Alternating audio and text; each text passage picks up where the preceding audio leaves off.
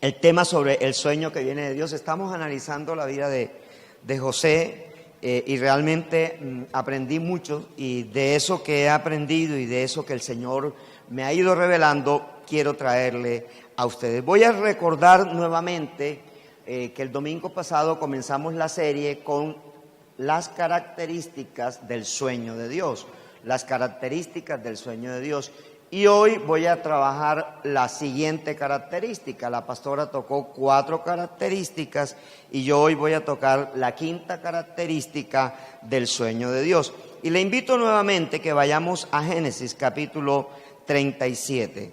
Y en Génesis capítulo 37, versículo 1 al 11, dice: Jacob se estableció en la tierra de Canaán, donde su padre había residido como extranjero.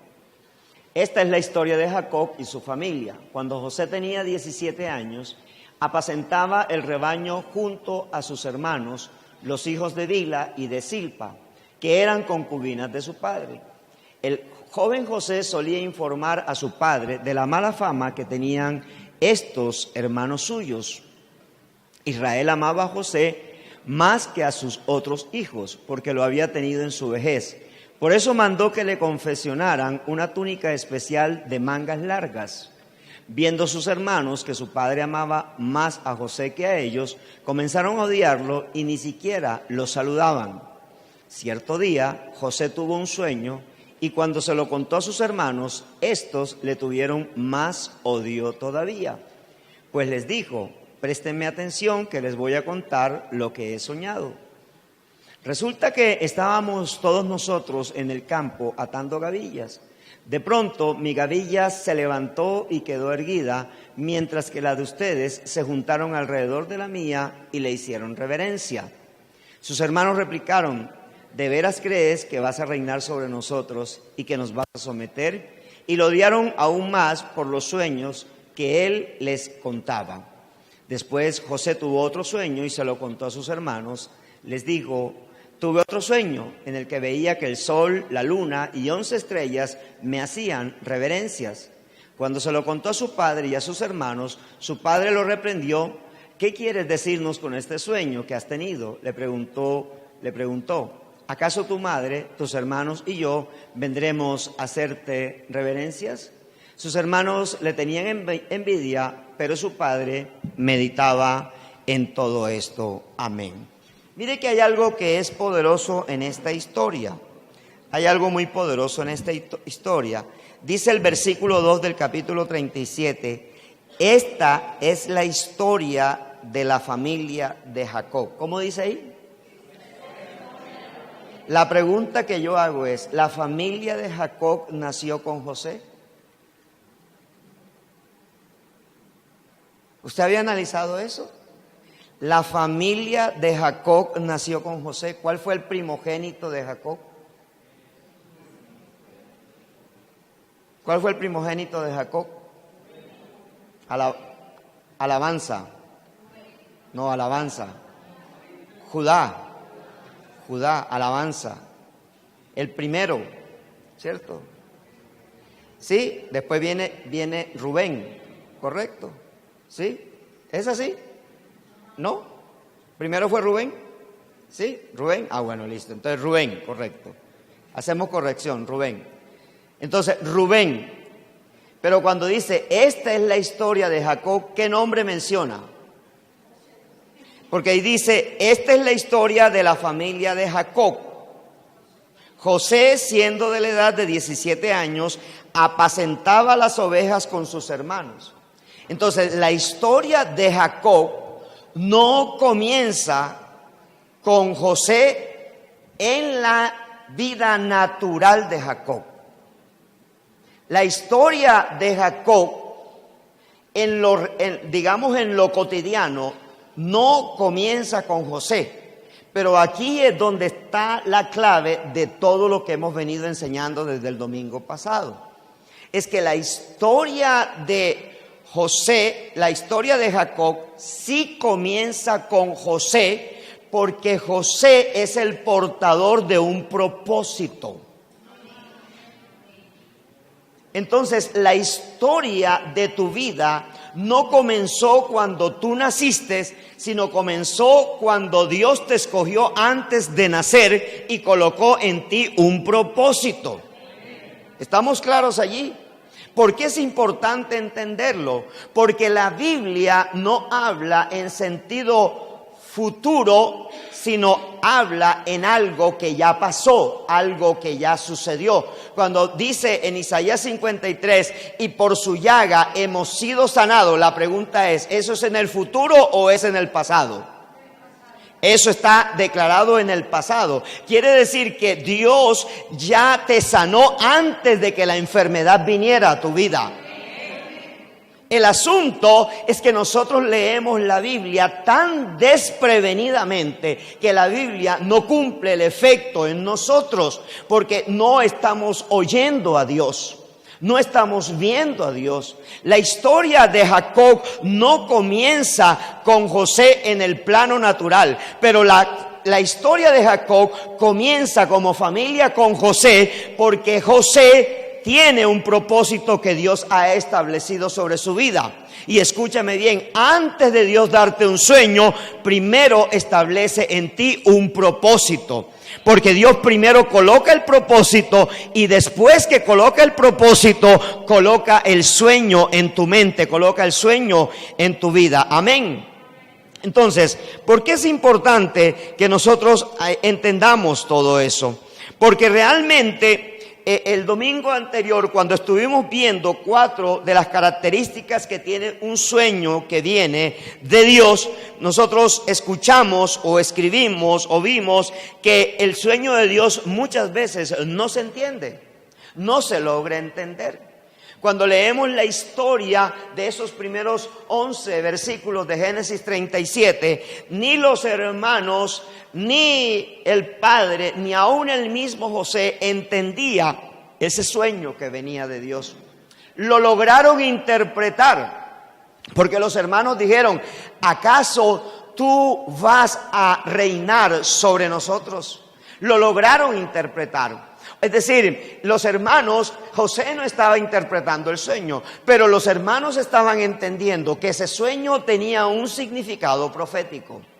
Entonces hay algo que es muy importante que tú y yo podamos entender. No importa si lo que tú sueñas no lo entiendes, antes de entender el sueño, ve y busca el propósito por el cual Dios te trajo a esta tierra. Porque el propósito define que tu sueño se realice. Entonces no se podía entender. Lo segundo es que Dios cuando te da un sueño, ya te dije, te estableció un propósito, pero ese sueño cuando viene de Él se repite. Es decir, es un sueño que te lo confirma con otras imágenes, te lo confirma en tiempos diferentes. Yo no sé cuánto tiempo pasó entre un sueño y otro, pero lo que te puedo decir es que cuando José soñó el primer sueño, sus hermanos lo comenzaron a odiar, sus hermanos lo odiaron más. Pero lo que te quiero decir es que ese mismo sueño José lo tuvo por segunda vez con las mismas características y el significado era el mismo y su padre lo entendió. O su padre lo logró comprender, pero no lo aceptaba, porque terminaba diciendo, ¿cómo nosotros nos vamos a rendir delante del menor? Prácticamente era lo que estaba diciendo. La tercera característica que tiene el sueño de Dios es que lo van a lograr a entender primero otras personas antes del que lo soñó, como te lo dije anteriormente. O sea, los hermanos lo entendieron, el padre lo entendió, pero José no lo entendía. ¿A usted no le parece extraño que José interpretó 3 sueños? El tercero lo llevó a ser el gobernante de Egipto, el segundo a bordo de Egipto después de Faraón. ¿No le parece interesante que José no supo interpretar su propio sueño? ¿O que José no tuvo la capacidad de interpretar su propio sueño? Porque muchas veces Dios nos oculta las cosas, o muchas veces Dios no permite que eso sea revelado, aunque otros lo están interpretando o por lo menos lo están entendiendo de la manera correcta. Y el último punto que tocó la pastora el domingo pasado es que el sueño de Dios provoca resistencia. Es decir, la gente se te va a resistir. ¿Acaso nosotros iremos a hacerte reverencia?, le dijo el Padre. O le dijeron los hermanos, ¿acaso tú vas a reinar sobre nosotros? En otras palabras, ni de fundas vas a reinar sobre nosotros. No, ni de funda tú vas a estar reinando sobre nuestra vida. Entonces, quiero hoy entrar sobre lo doloroso del proceso del sueño de José. Y quiero decirte que el sueño de Dios tiene un proceso que es doloroso. Es muy común escuchar entre los creyentes la siguiente frase: todo lo que viene de Dios trae paz. Lo hemos dicho, ¿cierto? No, si viene de Dios trae paz. Eso es mentira. No, lo que viene de Dios no trae paz, trae confusión, trae una dinámica de desafío, una dinámica de provocación. O sea, lo de Dios no trae paz. Si no, Jesús no hubiera dicho esta expresión: en el mundo tendréis aflicción, pero confiad, yo he vencido al mundo. Entonces, lo importante en esta enseñanza es que tú puedas lograr entender que entre más conflictos tengas caminando con tu sueño, quiere decir que vas en la dirección correcta. Es decir, a veces esperamos que montamos una empresa y que la empresa comience a marchar desde el primer mes bien o desde el primer año bien. Y es posible que en el primer año la empresa se quiebre o la empresa termine con utilidades negativas, es decir, con pérdidas. Es posible que la empresa no impacte en el mercado. Es posible que la empresa no logre llegar al cliente o a los clientes que necesita verdaderamente llegar. Pero eso no indica que no haya sido un sueño de Dios. O sea, la resistencia es un indicador de que Dios está metido en el tema. La resistencia es un indicador de que Dios ha puesto un sueño en ti. Hay gente que cambia de lugar. Hay gente que me dice: pastor, por fin Dios me abrió una puerta. Esta es la empresa que Dios quería donde yo trabajara. Y a los 6 meses está trabajando en otra. Y me dice lo mismo.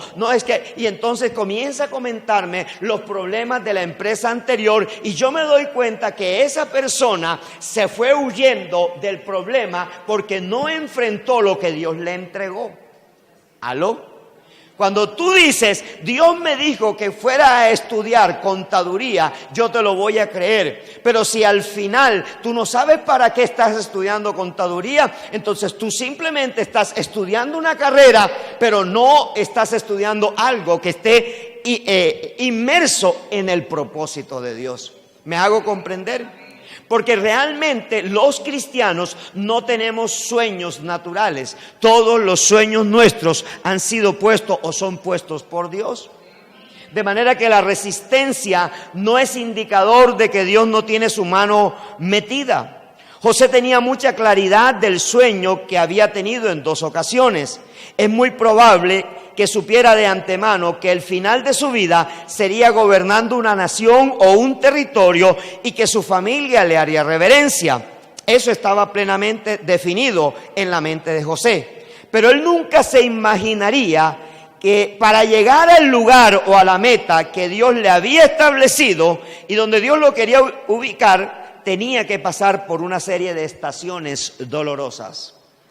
Diga conmigo: estaciones dolorosas. Eso se llama en castellano procesos. Estaciones dolorosas. Mientras tú no vayas de estación dolorosa en estación dolorosa, realmente no sabes si estás en el sueño de Dios o no estás en el sueño de Dios. Es necesario que nuestro sueño, o sea, no estoy diciendo es un imperativo, lo que te quiero decir es que Dios, antes de que tú nacieras, ya determinó el final de tu vida. El final de nuestra vida ya está determinada por Dios, porque Dios no trabaja haciendo cosas en el camino. Él primero determina el final y luego que determina el final, escoge la persona, y ese eres tú, naces de un vientre, si vienes de un espermatozoide, naces de un vientre, y después que nace, entonces Dios comienza a llevarte por estaciones. Por estaciones. El aborto promovido por el hombre no es otra cosa que tratar de robar propósitos de Dios en muchas vidas. Por eso se promueve el aborto, porque cada vez que una persona aborta, no está matando una criatura, está matando un propósito. ¿Estás entendiendo? Es decir, cada vez que ocurre la expulsión, sea por la fuerza de una criatura que está en el vientre de una mujer, esa criatura no es la que está matando el diablo. Lo que está matando es el propósito que Dios puso en esa persona y que ya viene de antemano para cumplirlo. Amén. Ahora, algo muy particular de nuestro Dios es que Él nos anuncia o nos revela el final de nuestra vida, pero nunca nos muestra el proceso por el cual vamos o tenemos que pasar. ¿Por qué? Porque huimos, porque le decimos, no, pero yo como que, sí, gobernante, ¿me dijiste que qué? ¿Que gobernador de qué? De Egipto. ¿Y eso dónde queda? De Egipto. ¿Sí? Sí, vas a ser gobernador de Egipto, pero mira, primero te van a meter en un pozo. No, primero te van a tratar de matar, luego te van a meter en un pozo. Y luego del pozo, entonces te van a vender a unos ismaelitas. Y después de venderte unos ismaelitas, que son los mismos madianitas, te van a vender a un hombre llamado Potifar. Y después, estando en Egipto, allá la mujer de Potifar te va a perseguir. Entonces, la mujer de Potifar te va a dejar desnudo y después te va a acusar. Y entonces Potifar no te va a mandar a matar, sino que te va a mandar a la cárcel. No, ¿sabe qué, señor? Déjelo así. Déjelo así. Déjelo así, déjelo así, déjelo así, por favor. Yo estoy muy bien aquí, míreme mi túnica, aquí ya soy rey, porque la túnica representaba que él era rey, o sea, su padre estaba profetizando sobre él. Pero yo le pregunto a usted, si Dios le anunciara todo el proceso que usted va a vivir, y si ese proceso es doloroso, ¿usted cree que usted lo aceptaría? No, venga, Marquitos, usted primero va a ser así, pero usted va a tener un cáncer, después de ese cáncer, bien, lo voy a sanar, pero le vas a repercutir otra vez el cáncer. No, ¿sabe qué, señor? Déjelo así, déjelo así. Déjeme siendo un ignorado en esta vida, porque nos da temor vivir procesos. Pero te voy a decir algo, para Dios lo más importante no es el sueño que te da, sino en lo que te conviertes mientras llegas a Él. Para Dios lo más importante no es el sueño que te da, sino lo que tú te conviertes mientras llegas a Él. Es decir, para Dios es muy importante tu carácter. Para Dios es muy importante la nueva persona en la que te vas convirtiendo mientras vas pasando por estaciones dolorosas. ¿Aló?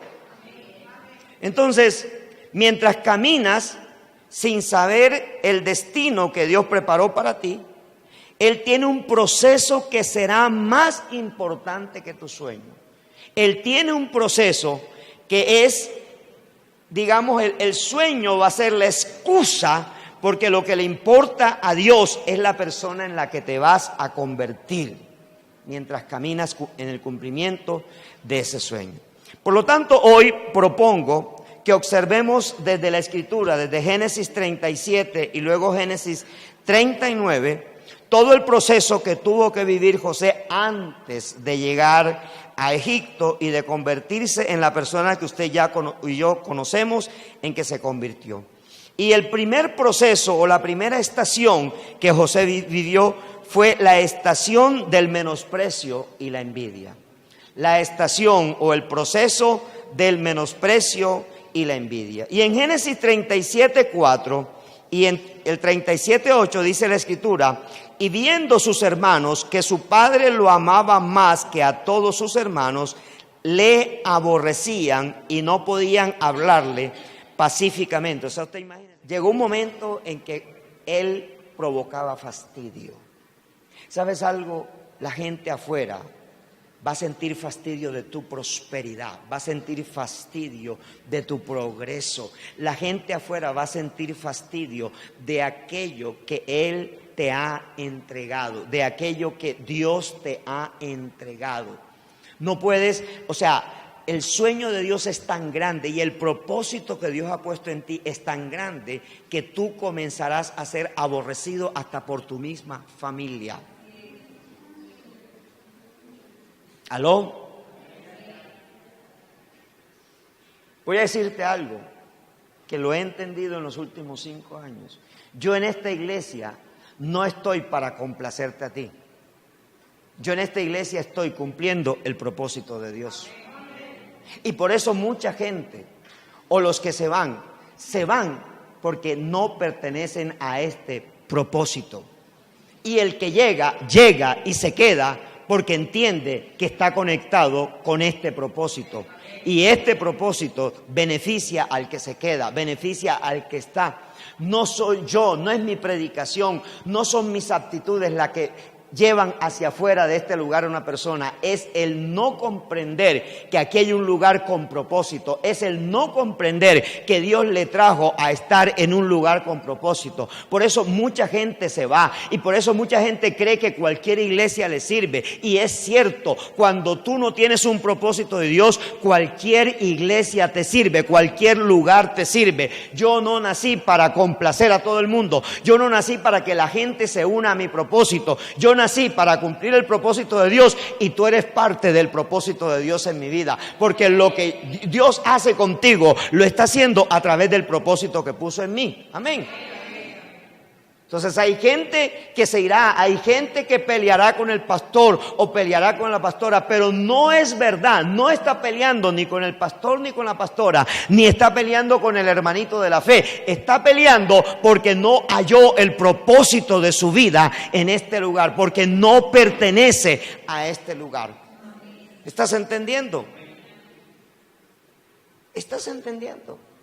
Y el que está aquí tiene que entender que hay un propósito. No se puede quedar aquí si no hay un propósito. Es decir, si el propósito de tu vida no está unido a la conexión de lo que Dios me entregó como cabeza espiritual de esta casa, vas a aburrirte tarde o temprano.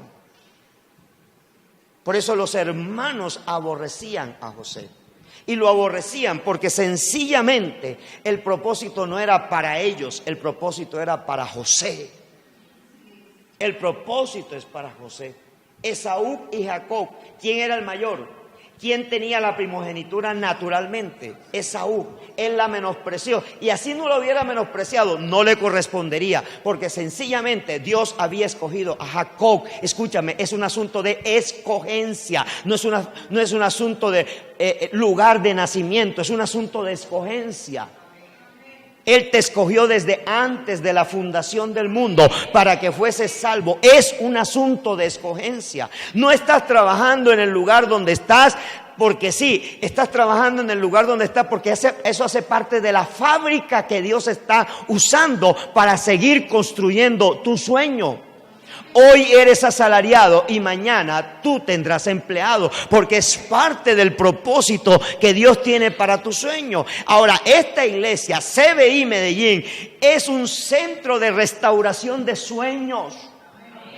Este lugar es un centro de restauración de sueños. Es un centro donde dice, wow, me puedo montar en un carro nuevo. Y no se trata del carro nuevo porque Dios lo puede dar. Escúchame, se trata de un proceso que se tuvo que vivir para poder montarse por primera vez en un carro nuevo, o para dejar de pagar arriendo y ir a vivir a una casa propia. ¿Estás entendiendo? No se trata muchas veces de dónde cambiaste de empleo, sino del propósito que Dios tiene en ti y contigo para cambiarte ahora de un lugar a otro. Tú no puedes moverte sin propósito. Tú no puedes moverte sin conocer lo que Dios ha preparado para ti.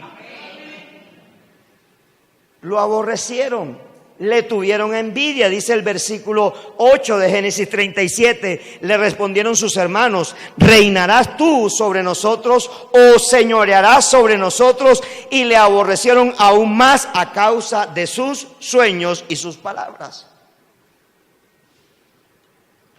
Hay gente que me ofende por el Face y estuvo aquí en esta iglesia. ¿Pero qué entiendo yo? ¿Qué está ofendiendo? Está ofendiendo el propósito que Dios puso en mi vida. Yo no puedo renunciar al propósito. No te puedo complacer. Algunas prédicas te aburrirán. Algunas prédicas dirán, hasta aquí llegué en esta iglesia. Pero es el propósito. ¿Por qué Dios me tiene en este lugar? ¿Dónde estaba yo cuando llegué aquí y dónde estoy ahora? ¿Qué ha sido el tránsito que Dios ha puesto en mí? Porque no se trata de cosas materiales, sino del carácter de Dios transformando tu vida. Porque los sueños no se cumplen sin procesos. En el versículo 11 de Génesis 37 dice que José fue envidiado, dice, y sus hermanos le tenían envidia, mas su padre meditaba en esto.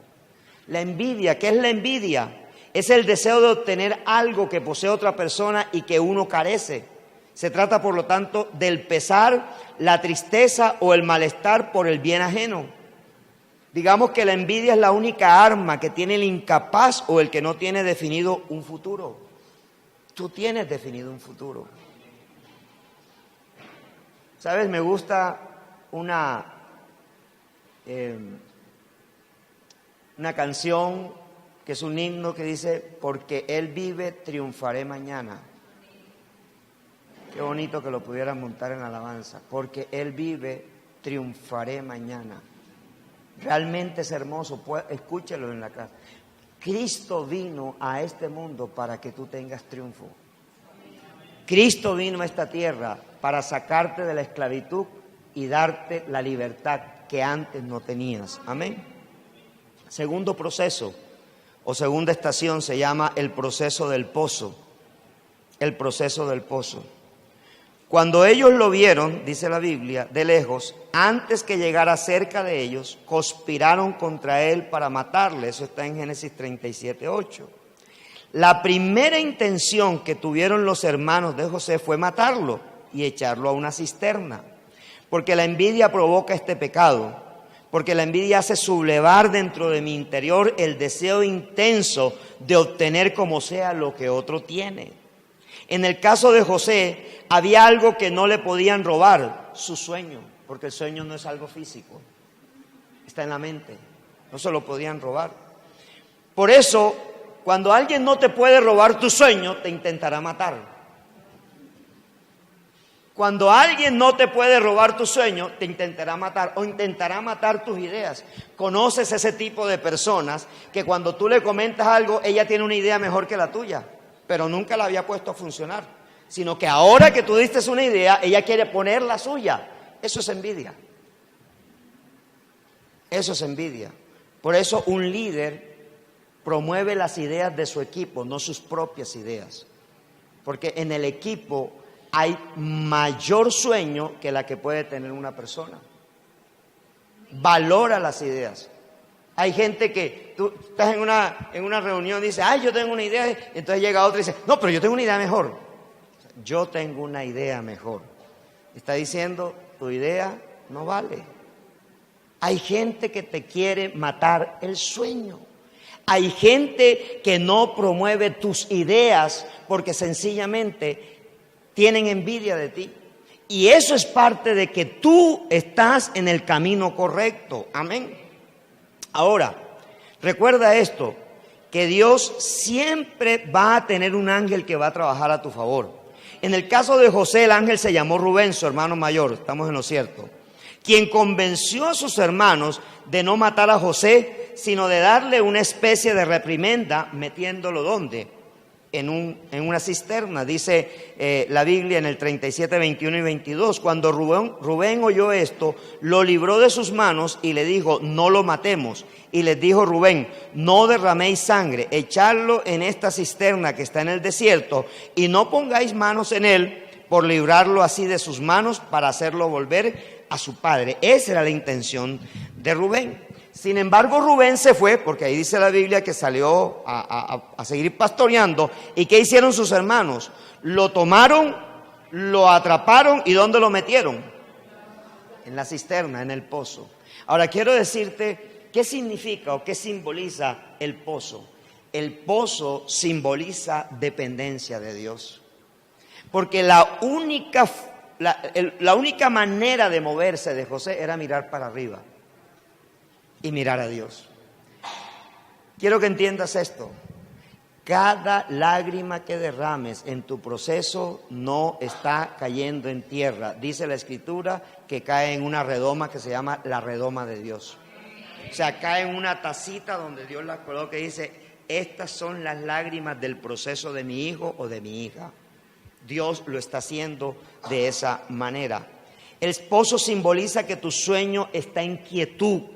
Tal vez puedes llegar a pensar que hay un encierro que no logras entender por qué eso te está pasando a ti.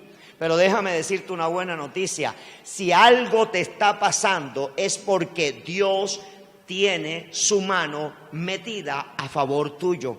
Si algo te está pasando es porque el pozo no es el cumplimiento del sueño, como tampoco lo fue la envidia y como tampoco lo fue el aborrecimiento. Aló. Quiero decirte, podrán meterte en una cisterna, pero vengo a decirte de parte de Dios que el sueño sigue vivo. Es decir, el sueño va a seguir vivo aunque estés en el pozo. El sueño sigue vivo aunque estés en el pozo, porque el pozo no es el lugar para robarte los sueños, sino es el lugar para avivar tu sueño. José, mientras estaba en el pozo, yo estoy seguro que José le estaba preguntando a Dios, Señor, ¿por qué aquí? Y Dios tal vez no le respondía a José. Quizás José no estaba escuchando nada de Dios y Dios simplemente diciéndole, tranquilo José, esto apenas ha comenzado. Muchas de las cosas que estás viviendo es apenas el comienzo del cumplimiento del sueño de Dios. Número 3, el proceso de ser vendido como esclavo. El proceso de ser vendido como esclavo. Dice la Escritura en Génesis 37, 27 y 28, venid y vendámosle a los ismaelitas, y no sea nuestra mano sobre él, porque él es nuestro hermano, nuestra propia carne.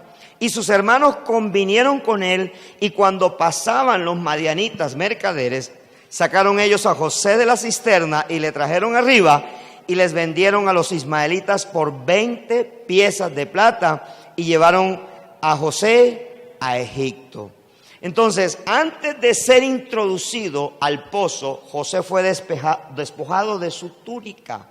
La túnica simbolizaba realeza, especialidad, porque su padre lo amaba más que sus hermanos. Pero vengo a decirte, te podrán desnudar, quitarte la ropa que te define como hijo de Dios. Sin embargo, el sueño de Dios seguirá en pie hasta que se cumpla. A José lo desnudaron 2 veces. Lo desnudaron sus hermanos y lo desnudó la mujer de Potifar, la Potifara. La Potifara desnudó a José, ¿cierto? Escúchame bien, pero aunque lo desnudaron, nunca le pudieron quitar lo que estaba en su mente, el sueño de Dios. Porque si hay algo que Dios desde antes de crearnos se ideó, es colocar una mente donde guardar su visión. En la mente Dios guarda su visión para nosotros. Nosotros no tenemos la visión afuera de nosotros, la tenemos dentro de nosotros. Cuando tú quieres conocer la voluntad de Dios, la tienes que conocer dentro de ti. No la puedes conocer afuera, porque Él la colocó dentro de ti. Amén. Ahora, ¿por cuántas piezas de plata fue vendido José? Por 20. Jesús fue vendido por 30, 10 más. Claro, Él es más que José, ¿cierto? Todo el que tiene un propósito que cumplir tiende a ser vendido por alguien. Todo el que tiene un propósito por cumplir tiende a que alguien le vendan sus ideas. Hay personas que tratarán de vender tu sueño a otros. Mira, algo que hemos definido nosotros es no copiarle nada a nadie. Hemos definido tratar de sacar adelante la iglesia con los recursos que Dios ha puesto en nosotros, con las habilidades. Aquí en esta iglesia hay los suficientes talentos para sacar esta obra. Simplemente los talentos tienen que funcionar. Simplemente los talentos no los puedo esconder. Amén. Entonces entiéndelo, que en tu condición de esclavo vas a ser vendido como fue vendido José a Potifar. Dice Génesis 37:36. Y los madianitas lo vendieron en Egipto a Potifar, oficial de Faraón, capitán de la guardia. Del pozo es vendido a unos ismaelitas como esclavo, y en su condición de esclavo es vendido por los madianitas a Potifar, un general del ejército de Faraón. Alguien que llega a la condición de esclavo no se pertenece, pierde identidad y es dueño de quien lo compra. Por eso el proceso de la esclavitud es muy doloroso para cualquier persona, porque es vivir en total abandono, alejado de sus seres queridos y sin saber si habrá regreso a su lugar de origen o no. En todo este proceso no vemos a un José quejarse ni renegar de su condición de vida, pero la Biblia dice que todo lo que José hacía en la casa de Potifar era prosperado porque Dios estaba con él. Aquí hay una cláusula del sueño de Dios: Dios te respalda. O sea, tú quieres saber si el sueño tuyo es de Dios, aunque metas las de caminar, hay respaldo. Aunque estés en el lugar equivocado, hay respaldo.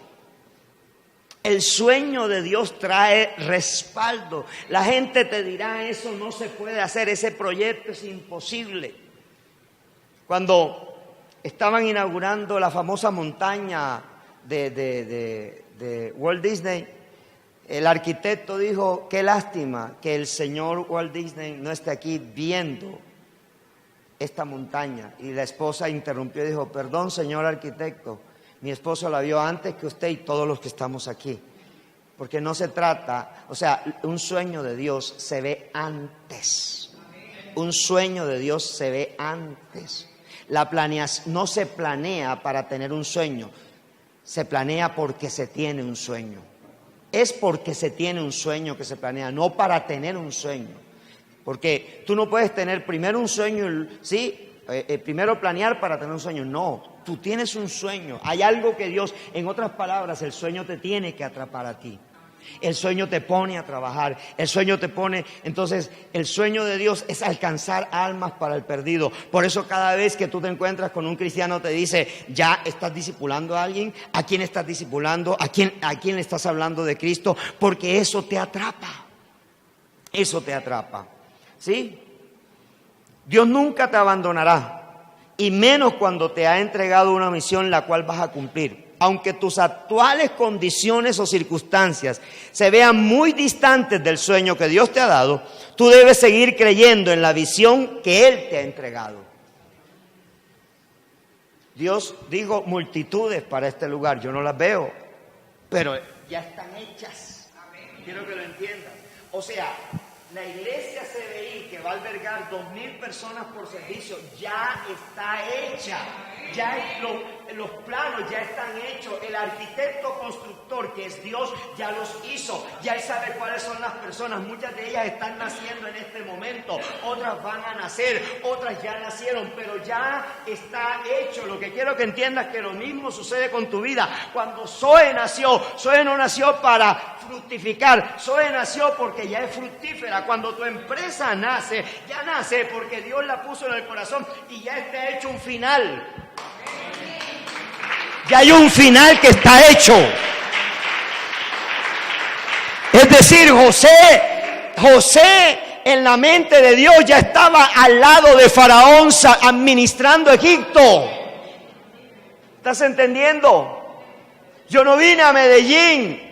Yo soy parte del plan de Dios, es decir, en el sueño de Dios, antes de que yo naciera, ya Él me había escogido para administrar una obra aquí y conocerte a ti y llevarte a ti a cumplir el sueño de Dios. Porque nosotros hablamos de Dios como mentalmente nos vemos. ¿Cómo oramos? Señor, sana a Perencejita, Señor Padre, quítale ese cáncer. ¿Por qué oras así? Si eso no es lo que la Biblia nos dice. Por su llaga ha sido sanado. Recibe. Eso es lo que marca la diferencia. Eso es lo que marca la diferencia. Lea las declaraciones de Esteban, Hechos 7, para que vea que Esteban no declaraba en futuro, declaraba hecho. Y eso le ardía a ellos, porque esa es la presencia del Señor en nuestra vida. El proceso del acoso sexual. Génesis 37, del 6 al 19, por causa del tiempo no lo leemos, ya usted conoce la historia. Siempre he creído que al diablo no le interesa tanto la destrucción de la persona como el propósito que hay en la persona. Es decir, Dios no quiere destruirte a ti, quiere destruirte el propósito que Dios ha puesto en ti. Por eso el primer pecado del hombre fue por comer y ha seguido igual, lo que pasa es que cambió de boca. ¿Está entendiendo? Eva, ¿por dónde pecó? Por la boca. ¿Y los seres humanos por dónde pecamos? Por la otra boca, por la boca sexual. Porque queremos estar donde Dios no nos ha invitado a estar. Pero José lo entendió, y quiero que sepas, José tuvo que pasar este proceso, porque es un proceso de integridad. Es un proceso de integridad. Todo hombre, toda mujer de Dios va a ser acosada sexualmente. Todo hombre, toda mujer de Dios va a tener acoso sexual. Vas a tener tentaciones sexuales, porque Dios quiere probar tu integridad. ¿Qué tanto estás alineado con Él? ¿Pero qué pasó con José? Dijo, no, esto no viene de Dios. Yo me quito de esto.